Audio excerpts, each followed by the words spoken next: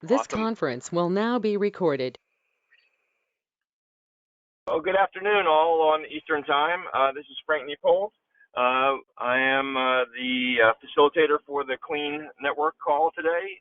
It is October 15th, and before we get into the program, I just ask if there are any announcements for the network. Feel free to chime in.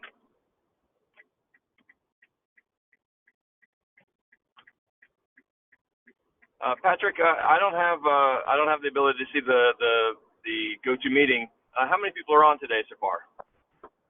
8. Okay. Well, I do have one. I'll start us off if there's any others, and then we'll get into our program today. So for some of you, you know about the Drawdown Learn conference. This is the second year for the conference, and that will be happening starting this coming Friday in Rhinebeck, New York. Quite a few members of the Clean Network will be there, and an exciting series of sessions related to the United Nations Framework Convention on Climate Change is related to our topic today, but a little bit different focus on ACE, which is Action for Climate Empowerment, which used to be the Article 6. There'll be a which relates to education, training, and public access that all signatory countries are supposed to do, and then also collaborate to advance those activities across the world. There'll be a series of sessions focused on that, and the last one will be an unconference session that we're starting to look at the guidelines for Action for Climate Empowerment to develop a national strategy. And so we're starting to think about using those tools. So this is just for an announcement for the community. We'll be coming back out of Drawdown Learn to the wider clean and climate literacy community to begin really building out what is that process, where are we in the development. We're not starting from scratch, but we're not all the way there. And so anyway, I'm really excited to be part of that, and so just something to watch for in the coming weeks and months. So any other announcements? Did I give people time to percolate on that? Sure. Is that Jim? Go ahead, Wendy. Oh, okay, I'll go quick. I had an open question to the group. I was contacted by an NGO here in DC called the Earth Day Network, and we're having a call later this week to discuss their Earth Challenge 2020 initiative. And I was just curious if anyone else in the group was familiar with their work, had worked with them, is working with them. Wendy, this is Frank Niepold. We've worked together extensively over the years, and so if you would like to have a sidebar conversation about that, I'm more than happy to give you some insight. Okay, great. Thank you. Others? And also, Wendy, catch up that Earth Day Network gave a presentation. Was it last week or the week before? But that should be on the recorded call. That must be the one I missed. Yeah. So no, but so what you're saying is quite timely. There you go. It's better to be timely than not. Thank you, Jim. Jim, did you also have an announcement? Yeah, sure. Thanks. So let's see. Coming off of, I had made a mention of that NSTA President Dennis Schatz was having a webinar, and I think it bodes well a lot for our work. He's now president of the NSTA and comes from the museum science world, right? He's part of Pacific Science Center in Washington, in Seattle, and also has been a long time big part of ASTC. Yeah. He puts a lot of stress on an NSTA seeing the need to tie in what goes on inside the K-12 schools to out of school work, that especially when it comes to science, that's actually where people are getting much of their science, out of school. He's extremely receptive to work on climate change. I mean, totally was loving the kind of stuff we do and talking about clean. So that's quite a nice tie-in. And as people have already heard me mention, David Evans, the executive director of NSTA, is ecstatic about more work on climate change and totally supportive of it. So maybe in that realm, the things that people always tell when we talk about, we have the Bay Area Science Festivals coming up, but also that takes a better of a advantage for all of us nationally. The Bay Area Science Festival, big events, but let's see, we now not only Mobile Climate Science Labs, but last year we had National Center for Science Education as our guests to introduce them to see if they want to become exhibitors. They're now exhibitors, and we're continuing, and the Bay Area Science Festival is encouraging us to bring in other educators who do something that's hands-on on climate and energy and action. Very encouraging. So very good things. It continues to grow. Then what comes back on the national is we go to the conference with the Bay Area Science Festival and getting a lot of attention by the other 78 science festivals across the country. Oh, we didn't know anyone had anything on climate change. Oh, there's stuff on energy. And of course, now with the climate strikes, people feel the public wants this. Anyway, some very good developments in a lot of ways on out, and using the new term out of school. Dennis Schatz likes to use out of school. That's fine, whether it's informal education, whatever term we want to use. Very good support from some very important organizations. Thanks. Thanks, Jim. This is very aligned with that strategy conversation coming up this weekend, so thank you. Any other announcements?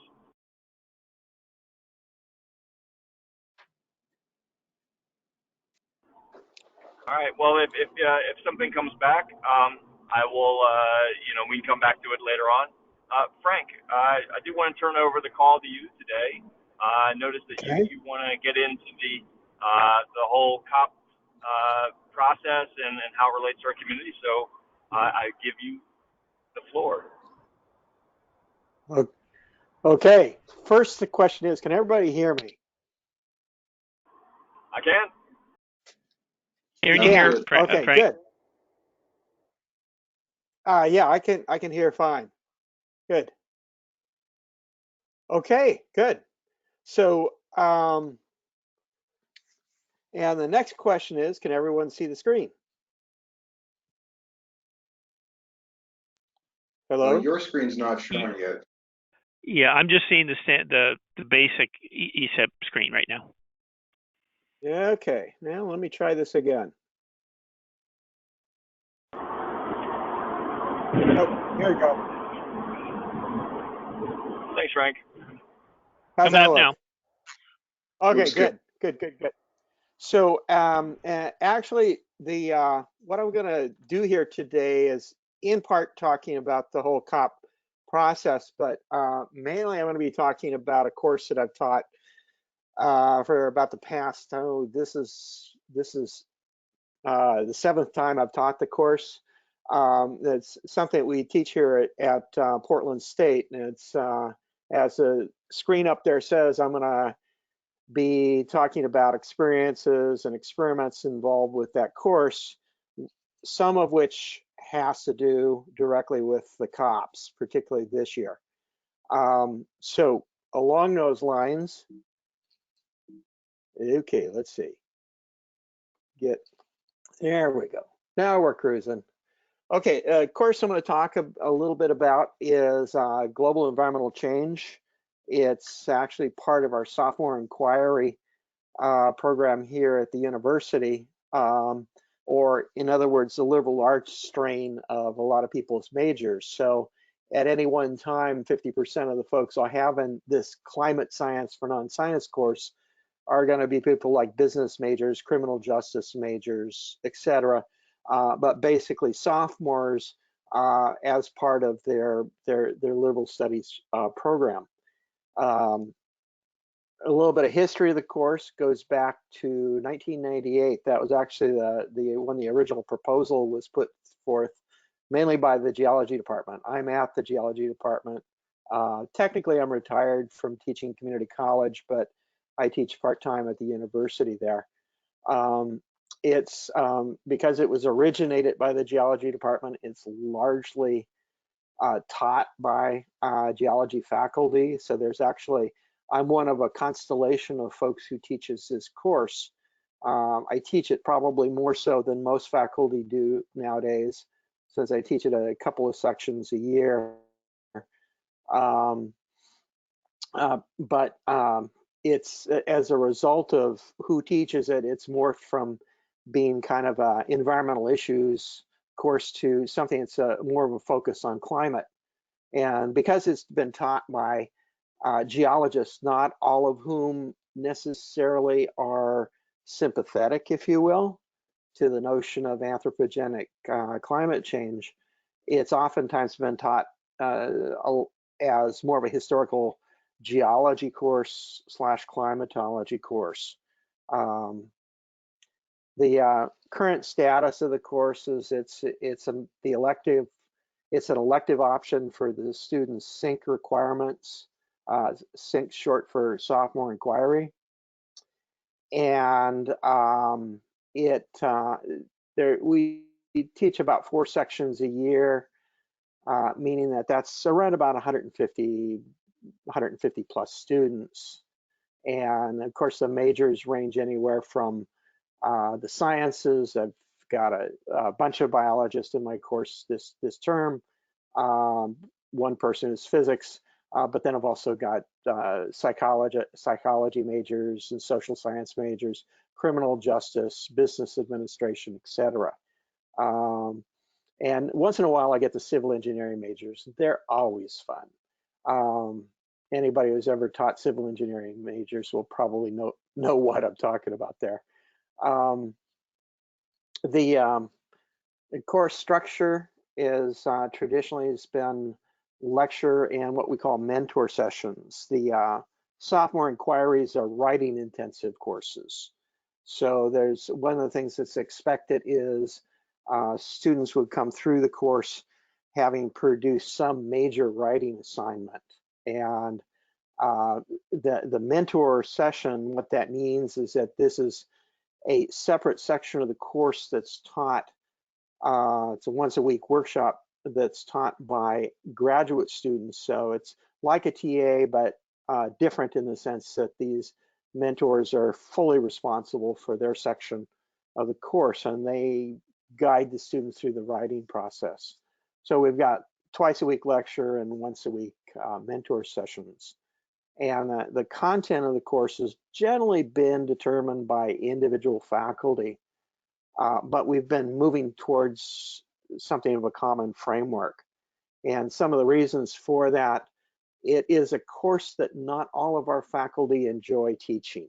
College faculty tend to like to teach comfortably within the parameters of their specialty. And so the idea of jumping into a class that where you got to talk some biology, some meteorology, in addition to geology, and have to deal with some of the psychological aspects of climate change and the political aspects. It's oftentimes very uncomfortable for some of our faculty, and we've had some folks who've been assigned the course who've said, "Oh, I'm not ever teaching it again." So part of what I've been doing during the past 7 years is trying to create a toolkit to help faculty who've been assigned that course deal with it. I mentioned we were moving towards a common framework, and this is kind of what our common framework looks like. It's we start off with what I call, I borrow from Charles Dickens here as far as Christmas present, past, and future. Climate present is namely climate systems and recent change. Climate past is where we get into the fun stuff for many geologists, where we can talk about paleoclimatology, so strategy, trends, highlights. And the climate future, moving more into modeling and projected changes. And then something that I've really tried to work on during the past 6 years that I've taught the course, which has been somewhat ignored in years past, is the concept of moving forward. So what's our options for mitigation and adaptation? I used to do energy education at a local science museum here. So I throw a lot of that in, and we talk about sustainable development and so on. So again, kind of looking at what what the students, looking at current status and what the students have been doing. It's in class and in mentor session activities is often mixed with lecture. So it's more of a, lectures tend to be more of a traditional lecture course. There's the traditional textbook readings and quizzes, and then a major writing project or poster project that that the students have been doing. Let me backtrack here. Yeah, I wanted to backtrack there. That's I changed textbooks this year because in years past, these are the two textbooks we've used. One by Rudiman. It was kind of a shock to me when I started the course and the Rudiman was the required textbook, because anybody who's read Rudiman, a really excellent text, but oftentimes a real terror for people who don't have any science background behind them. Now, I actually used the first edition of Rudiman's book to study for my comps during my PhD. So yeah, and we changed over fairly recently to global environmental change from Kitchens, but even that's been changed this year. And actually, too bad Don's not on the call today, because one of the 4 required texts we're using this term is the teacher-friendly guide, and that really kind of helps make some connections with the social science students. Okay, where were we? Okay, so new directions, places that this year that I've really been trying to take the course. I've spent the summer redesigning the class, because I'm thinking that I will probably teach it for for 2 more years, and then retire and look at taking some of what I've learned from this experience and seeing about doing community education programs with it. I have there's some really good precedent for that here in the Portland area. But anyway, the new directions that the revamp on the course has taken, first of all, is trying to transform lecture to workshop. Any of you familiar with a project called POGLE, process-oriented guided instruction and learning, or something of that nature? I can never keep that straight. It's a guided inquiry project, guided inquiry strategy that's used by, was originally used by the chemistry department at Franklin and Marshall College in Pennsylvania, has now become kind of a national project over the years, and adapted a number of their techniques to try to move towards a guided inquiry process, getting students learning how to use tools rather than throwing a bunch of information at them, which will, particularly with climate science, be outdated in 2 or 3 years. The other thing that's, and this is where the COP comes in, is the issue of linking the students to the international process. And that's something really actively trying to do this year. And then last but not least, another experiment that's going on this term is looking for ways of engaging students in writing for real audiences about both climate problems as well as solutions. Again, I really make an emphasis when I teach these climate science courses of not just trying to get people depressed about what's going on, but also ways of moving forward. So in terms of transforming lecture, one of the things that we've done this year has been take many of the discussion activities I've been doing, not only that I've been doing, but other colleagues have been doing over the past few years, and writing a resource manual that is in large part a set of guided inquiry activities that utilize a lot of the data-rich online resources.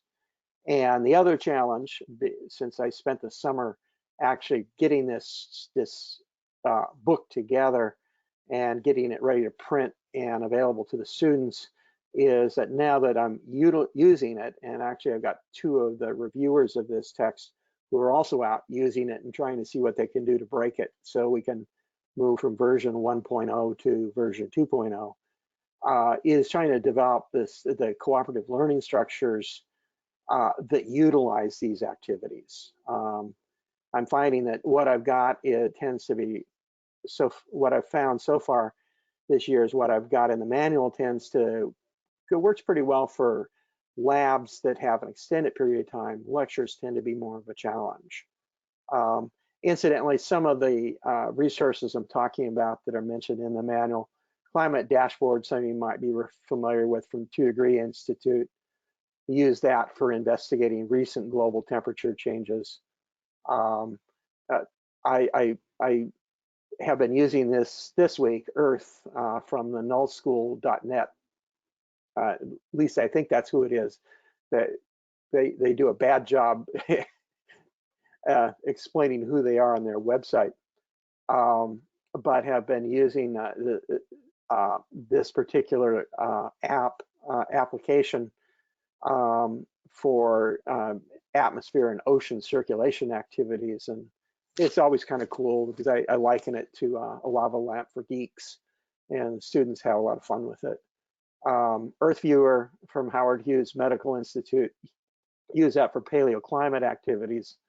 And then finally, Sea Roads, which I think a lot of you are familiar with, been using that for climate sustainability development activities towards the end of the course. Okay, moving out of lecture, talking about students in the international process. We had the good fortune during the past couple of years to attend both COP23 and 24.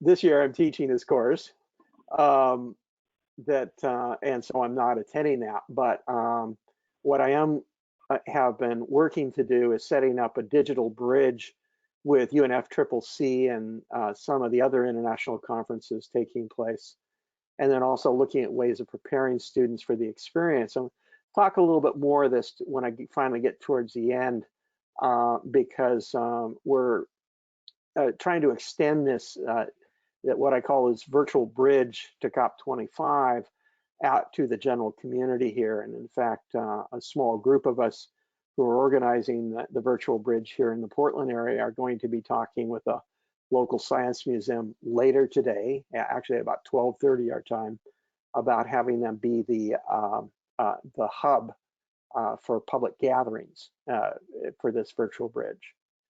And then finally, going to the question of students and real audiences, project that I'm having students do today is, this year, is having them focus their attention on communities here in the United States. So cities, towns, counties, reservations that have climate mitigation and adaptation measures in place, and trying to figure out a little bit about what's a normal climate, how that climate's been changing, what kind of commitments have these communities made, and what kind of progress are they making on those commitments. And having the students tell their stories and tell these stories, students are working in small groups, about four in a group, to compile their papers and their virtual posters in a web-ready way.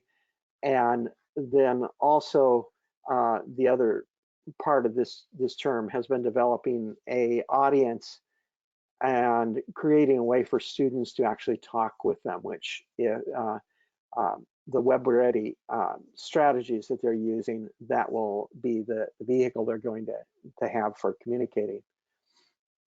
Okay, so this is actually my last slide, but it's got 4 points on it that I want to go through and then give folks a chance to respond.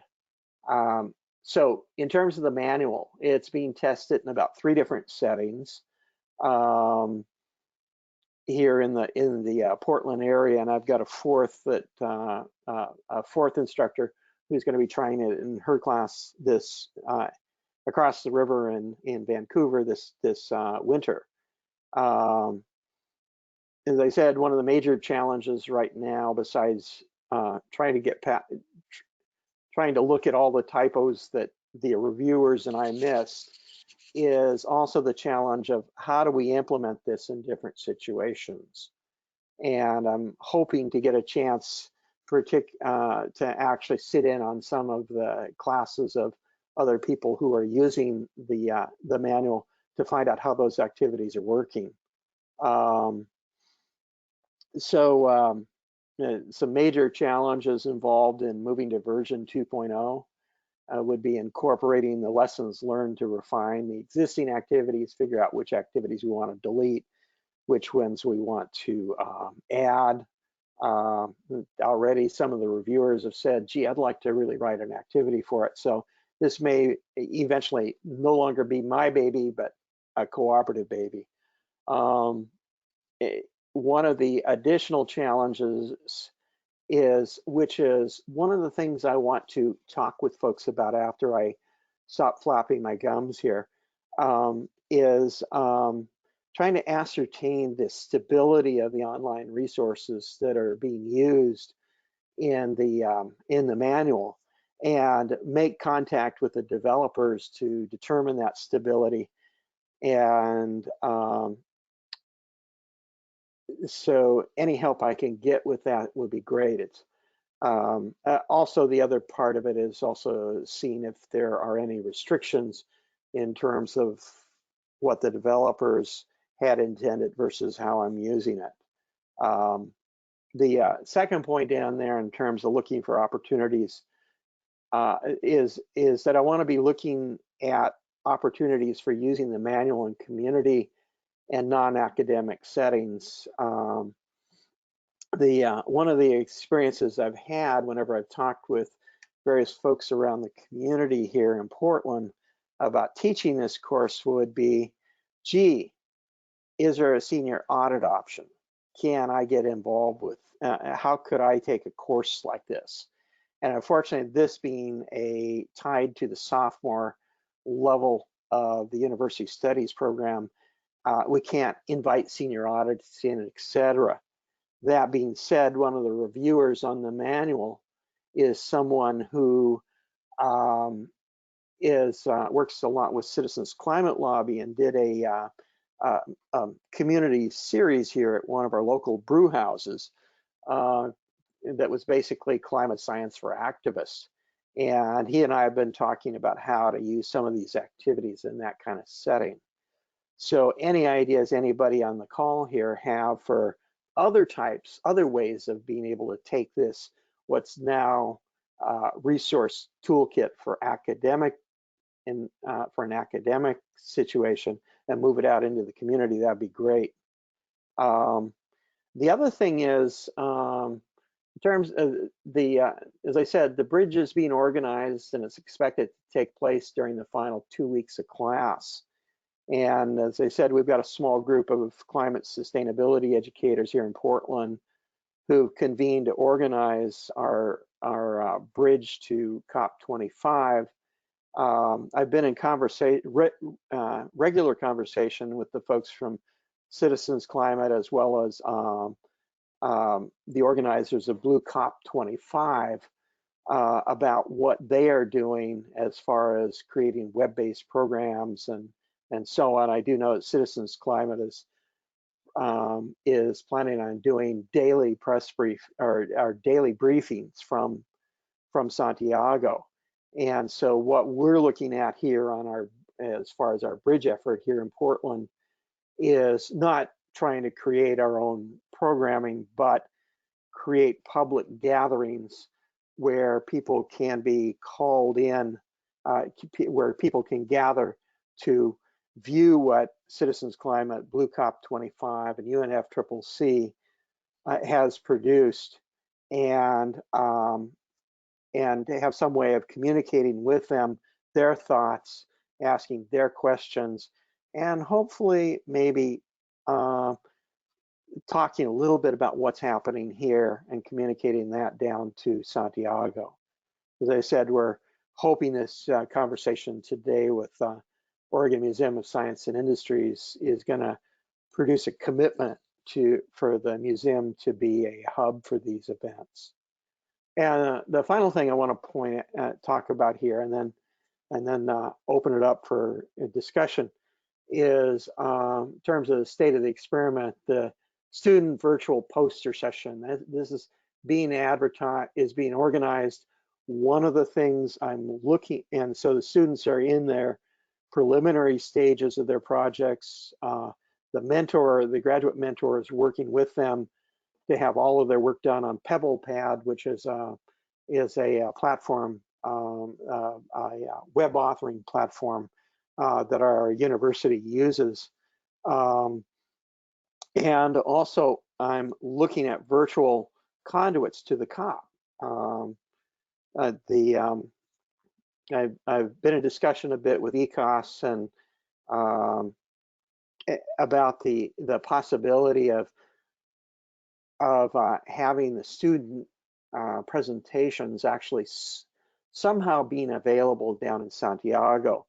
And there's also the possibility that these, especially since we're developing a web page for the bridge effort here in Portland, that these posters would be showcased at some of our bridge events here, which possibly might mean that they'd be showcased down at, it could possibly create a conduit or an avenue for them to be showcased down at Santiago as well. Okay, so that's kind of what I got. And I'd love to hear from anybody, any thoughts, suggestions. I would also love to have any help that anyone has could give in terms of trying to locate some of the key people in the developers of some of the resources that are used in the manual. And incidentally, if you'd like to see the manual, I actually do have it in a Google Drive space, and I've shared it out with a great number of folks. And so just drop me an email and I will be happy to connect you in. Okay, that's it. Frank, thank you so very much. And sorry I missed the detail. I picked up the facilitators thing mid-traveling to a conference in Kentucky. So sorry for that crosswire or not fully connected wiring. That's but no problem. So awesome. Thank you very much for the presentation. We have plenty of time. So I'll open it up. I have a lot of things to say myself, but I want to give it to the floor before I go. So what do people think?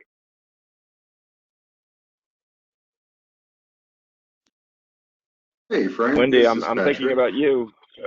Go ahead, Patrick. Oh. And I promise I'll make room for Wendy shortly. I have a lot of thoughts and possible offerings here, but was wondering if you could clarify a bit more what the goals are of the community engagement, kind of if it's supposed to be a learning experience for the student, if it's supposed to help create a more resilient community. If you could outline that a bit more, that might help the possible offerings. Good. Well, I have to be totally candid, that's evolving. And it's evolving according to what's available. I mean, one of the challenges of trying to organize the bridge is, of course, UNFCCC doesn't release their schedules until just about this time period. So you don't really know what's happening. All you can do is go back and see what some of the offerings were before. Ideally, this being a climate science course, I would love students to be able to listen to climate science related side events, say, for instance, IPCC. We talk a lot about it in the course. It would be great for the students to actually hear from the horse's mouth on that one, in terms of some of the findings and work that they're doing. I have been in contact with the communications director for IPCC about that, and I'm still waiting to hear a little bit more what they have in mind. Because this is we're doing this as a because let's put it to you this way: if we can't get it organized as a community event, it's definitely going to happen in some of our classes here in the Portland area. But because we are looking at it as a community event, there's a broader constituency that we're looking at. So this climate science related stuff is one piece of the equation. The other piece of the equation is going to be if we get youth groups involved, what kind of what kind of events are happening there that they could be communicating with, what's the museum interested in, and so on. So hopefully that answered your question, Patrick. I know it's long-winded. Well, it sounds like it's got a little wiggle room to find its Yeah, grounding. it has to have wiggle room because of the uncertainty. Don't we all? Frank, this is Wendy Abshire. So I'm in the role of the director of the AMS education program, and my predecessor, Jim Bray, is also on the phone today. So during his tenure, he led the AMS education electronic publication of a update to our curriculum package for a target audience, much like the group you are reaching. I don't know if you've ever seen that curriculum. It's called Climate Studies. I have. Okay, so it's an e-text, a lab manual, and then we have a 5-chapter sub part of that book that's just sort of the 5 core chapters of the basics. And we, in this modern last few years, have been struggling to find a path forward to update that curriculum because the lead author already has 2 full-time jobs and can't find time for a 3rd one to update the curriculum. And so we've been exploring a variety of options for what else we might do. And so I would love to see your GDoc, and I wanted to make sure you had seen our materials as well. So it sounds like you have. Yeah. As a matter of fact, first of all, I think I know Jim because I've met him several times I probably have met him at GSA and or AGU meetings. Also, I'm looking at one of your books by Moran sitting here on my. Those are the earlier versions. Yeah. So I don't have some of the more contemporary stuff, but I do definitely have some of the stuff that I've been able to pick up from Jim in the past. The contemporary stuff is much better than the Moran stuff. The Moran stuff is really quite dated, and there have been within the last couple of years, I think, Wendy, you can clarify this, some updates to the Kaufman climate materials that have been really very good. Neat. Yeah, I would definitely love to see the more contemporary materials.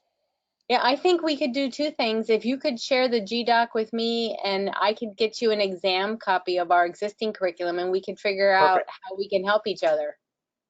That'd be great.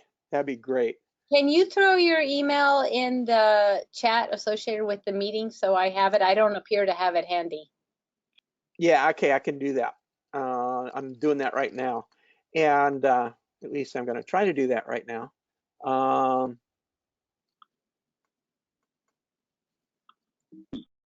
Frank, and Wendy and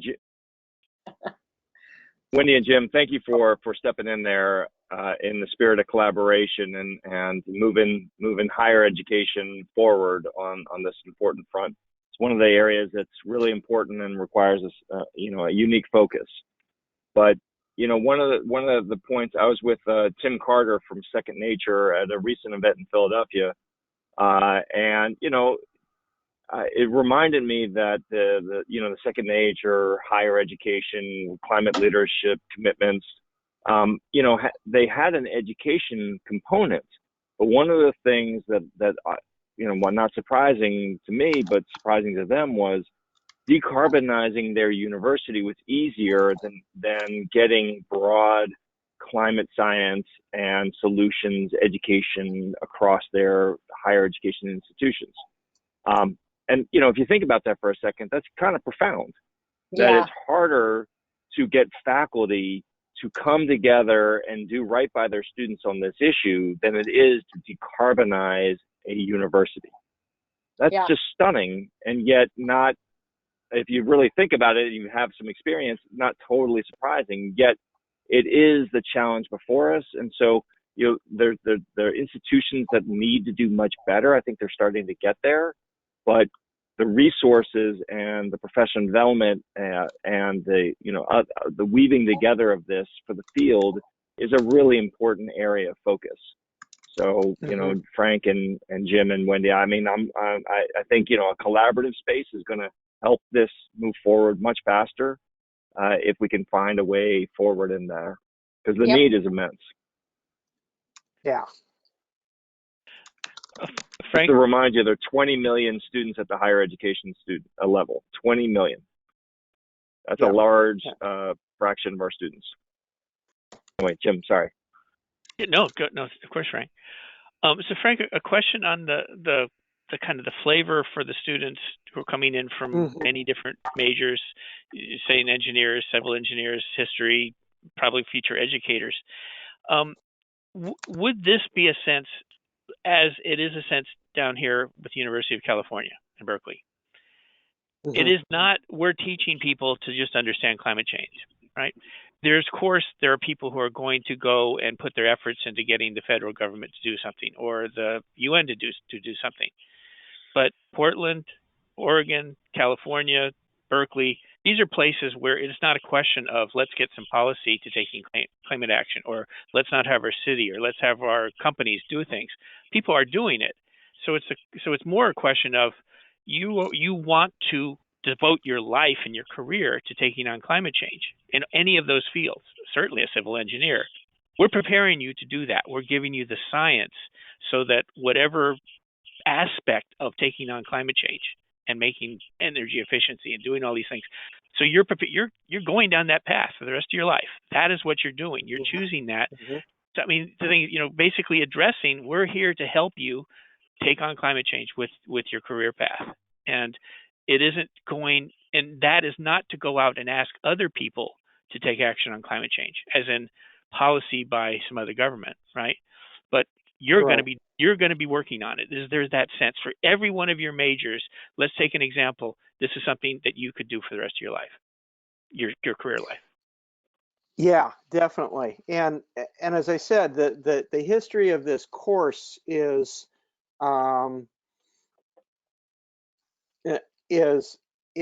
interesting in that respect, because the first couple of folks who taught the course were, I'm a geologist, so I've got buddies who work for the companies that say this isn't a real problem. And some of those folks have taught in our department.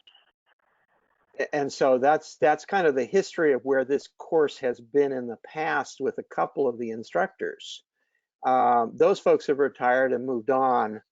And slowly there's a new batch of us that have popped in and said, no, this is about, we're not going to be about debating whether or not this is a real problem. And we do have some instructors who kind of feel that that's what we should be doing. We should stick with the science, stay away from everything else. But that this is really a case of trying to give students a set of tools so they can deal with something that obviously concerns them. And I know from talking with students individually that these are students coming in, hey, I'm wondering, are we hosed? Or what's our options? And so it's a real shift for where this course has been in the past. Well, a follow-up would be like if you were to look at Portland, certainly Oregon, and say, so where are the jobs now? Where are people being hired in each of these fields? And you're going to see they're basically taking on climate change in one form or another, a huge percentage of them. Okay, so you can prepare and say, we're going to debate about it, and you're going to have a dead-end career. I mean, just kind of, or we're going to bring people up from Berkeley, or we're going to bring people from some other state in to fill these jobs here, because in our area, we're not preparing people for these careers. I mean, so it's a little more just changing it as like, you can debate all you want. This is where our city, our state is going, and this is where the careers are. And that's the way it is, people. And we're preparing people for it. If you don't like it, then go around debating it, right? You go find a career in that way. I mean, a little bit more, just take a kind of, for those who don't want to do it, don't do it, but we're moving. Well, that's the reason for structuring the capstone project in the course the way that I've structured it, is find a community that has made commitments and is acting on them, and then talk, and then really research that community. So it's I agree with you. I tell students, I'm a glacial geologist and a grandfather, and so I don't feel like I can sit around being neutral about this. So if you're waiting for somebody to be neutral, wrong course. Hey, hey Frank, this is Patrick again. I was wondering, have you looked at or considered incorporating the drawdown solutions? Yeah, drawdown's actually I'm trying to remember which activity it is. I think actually the one that involves C roads, that where they're first using it. I mean, they're using C roads to determine, okay, what do I need to do? Oh wait, wrong one. No, I've got another one. I have another activity in there that's a simple paper and pencil activity, taking a graph of historical global energy production and consumption that stops at 2015, and I say, okay, finish drawing the graph out to 2060. And it's been, oh, sorry. Once you've drawn it out and put it your wedges in, go use drawdown to figure out how you're going to be able to really accomplish what you proposed. Oh, that sounds fun. I like it. The other thing I wanted to throw out there, so we've had a lot of success with drawdown in the courses that I teach and co-teach here on campus. The other way that we found to successfully engage the community is through some near-peer mentorship work, having our students work with high school students to do interviews and start conversations and look at the systems going on in those high schools. And then on the other side of it, working with a project called More Than Scientists to interview scientists and see where their work is going, where they've been focused. And that project publishes all those videos as well. So I feel like some of that work can really help that community engagement component. Might be useful. Yeah, and fortunately, since this class is actually part of a continuum, because the students start with a freshman inquiry, they go through sophomore inquiry, they've got a number of cluster courses they teach, and then they wrap things up with a capstone course. And I'm thinking what you're suggesting would be something I would definitely talk with my colleague who does the climate capstone. She does a lot of things pretty similar to what you're talking about, but it'll give her some new ideas. And it might even be possible to start setting that up in the class that you're teaching. If it was part of the system, might really be an impactful. Yeah. Well, and it gives me some ideas in terms of what to do with the communication of the student projects at the end, because I did have a conversation with a local high school teacher who was at a Pacific Northwest climate conference here last week, about having the presentations the students are doing actually pipe through to his class and having those students communicating back to my students. We haven't figured out the logistics of that, but some of what you're saying may help kind of provide a framework for doing exactly that. Sure.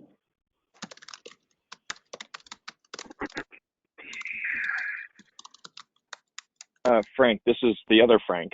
This is a weird. I've never had this there are two Franks, the presenter and the facilitator. But all right, let's go for it. Frank A, this is Frank N.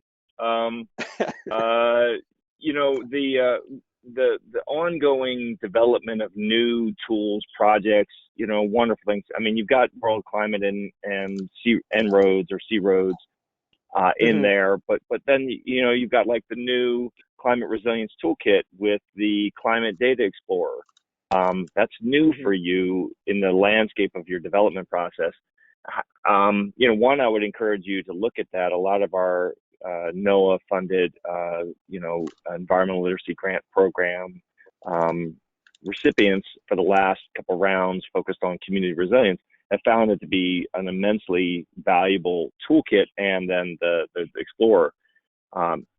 So anyway, just, you know, but the ongoing development, like new tools, new products, new reports keep on coming out, right? So that's one piece. Also, I do want to make a bit of a segue, given we're about 10 minutes out, kind of a slide in an announcement. Hopefully it doesn't go sideways on me. Is we just released the next solicitation for the Noaa Environmental Literacy Grant Program, focused on community resilience. So while higher education is not a focus, K-12 and informal are. So just want you to, when this call is over, you might want to take a look at the email from Sarah Schettinger and see if that's something that is useful to the community. But just the wider point, sorry, I just wanted to put that announcement there. But the wider point there, Frank, was, this currency piece, like Jim alluded to in their studies, like you have to keep on updating things because this is such a dynamic space. That's got to be part of this conversation, right? Yeah, which is one of the reasons why, in terms of the,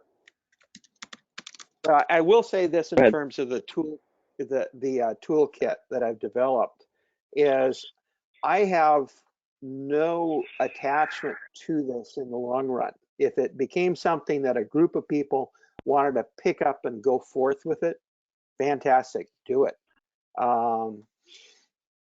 So, and in fact, that's the only way I could see that what you're talking about, Frank, could be a problem that could be dealt with, is to have a group of people sort of take this thing over, and it's just more brains to keep track of all the pieces. Exactly.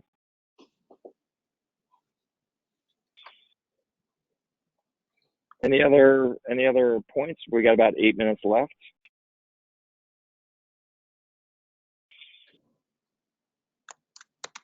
I will say, Jim, I had you definitely in mind because of the conversation I'm slated to have here in about an hour and a half with the folks over at the museum. I'm definitely going to be sending them your name and contact information, since you do stuff with museums. That's Jim Callahan I'm talking with. Oh, okay. Sorry. Thank you. Yeah, and of course you've got all your history with OMSI and Lawrence Hello Science. I mean, you did quite a lot on energy efficiency, and for like 8 years or something, right? Yeah, I mean, the museum, it was the local museum here. It was energy education and later physics, but Lawrence Hall was computer stuff. So, yes, but I mean, certainly, but let's see. In each case, though, making things lively and hands-on, and bringing people in, the kind of a course where they go, wow, this was cool. This wasn't just lectures. This was getting into things. This is exciting. Right? Yeah, definitely. And Frank, actually, it's interesting you went to the museum connection, because if say, for example, you wanted to develop a proposal, because Oregon is in the geographic focus of the solicitation with the museum, then you would be a candidate for developing a proposal. It just can't be higher education focused. So anyway, just, sorry to keep on bringing it back there. Yeah, no, actually, I'm glad you brought that up, because we have a definite agenda with the museum in terms of, at least I do, in terms of getting them to be a hub. But one of the reasons they're wanting to talk to us is because they're really looking at ways of getting involved. And this gives me a way to say to the director I'm going to be talking to today, hey, you should check into this thing happening with Noaa, because there's some money for the museum here. Right. And then I think that the mixture, and I loved that point you made about before, that like really looking at what communities are already doing. I mean, we found this in a lot of other work we've been doing, that is a very powerful way of moving from despair to hope, and to building social capacity for affecting change, as opposed to learning about a problem and then thank you very much. That just doesn't work. Yeah. Well, and I think in future versions of the bridge, when we do this course again next year, I think it would be really worthwhile to make some connections with We're Still In, to maybe have them almost sponsor a broadcast of the student projects. Anyway, Yeah. Yep. And so thank you, Frank. Any other last moments? Any announcements? Any other issues? There will be a gathering of some of us. I'm heading to NAAEE later today to join some other colleagues. If you've been seeing some emails from Roberta Burns in Kentucky about gathering there this Thursday. I'm not sure all of us are going to be there, but I will. And I know Jen Kretzer is heading there, plus others. So, but any other announcements or any other points for Frank to consider? You put forward, Frank, did you feel like the 4 items in your last slide have been explored, or is there anything else that wasn't really we went I wasn't into expecting sufficiently? a full exploration today. I just sort of tossed that out and as some things for people to chew on. Right. Okay. And get back Well, to me. And I did maybe the best way to go ahead, Frank. I was just simply saying I did put my email address in the chat box for anybody who wants to reach me. An email has already been sent from Wendy, Frank. Okay, perfect. Love it. Thank you, Wendy. So, Frank, in your presentation, is there your contact information, or should we make sure that people can? Yeah, you might want to add it if it's not there, and upload a new set of slides, just in case somebody wants to contact you beyond today's call. Yeah. What I can do here is I'm trying to figure out how to do this. What I can actually do is reduce this whole presentation to a PDF and send it over and put the contact information on it. But where should I mail it to? To Patrick me, would be. Okay, so mail it to Patrick. Okay. You got it. And if I think that's the right way to do it. I'll put your contact information in the session description as well. Okay, excellent. Yeah. Frank, Frank presenter, one thing to just, if you're doing things with the museums, is just know that, again, the American Association for Advancement of Science conference will be in February in Seattle, and that is always a place for collaboration, and I'm sure Oregon can fit into it. So if there is some aspect that they do that's hands-on, there's a thing of whether to be part of the whole family science days and the whole conference and so on, the whole family connection. So there's kind of your region will have a boost from the AAAS conference coming up. So, but what they require is that hands-on component. So, but I mean, if that's something that OMSI or others has something, and heck, we can send people kits so they can just use our stuff if they got to go, But we don't have any problem with a copy on that. But that's just another connection in your region. So, Thank you, Jim. So, given we're pretty much there, probably thank you very much, Frank, for your wonderful work and service and for the community. And any last thoughts on the COP work? And I mean, is it something that others know if there's we tend to have sometimes clean reports out from COP. I'm not sure that's something. Maybe we should bring that up in the ECOS call to see if that's a good bridge between clean and ECOS. That'll be later this. We have the retreat next week, so anyway, we'll make some better connections between clean and ECOS and support the U.S. climate literacy community. So let's pick it up from there. And if you want to get in touch with Frank, we now have new ways to do that, and look forward to the collaboration. It's a big area of need. So thank you, Frank. Thank you all. Okay, thank you, Have everybody. a good week. thank you. Thank you. Everyone. Thank you. Bye. Bye-bye.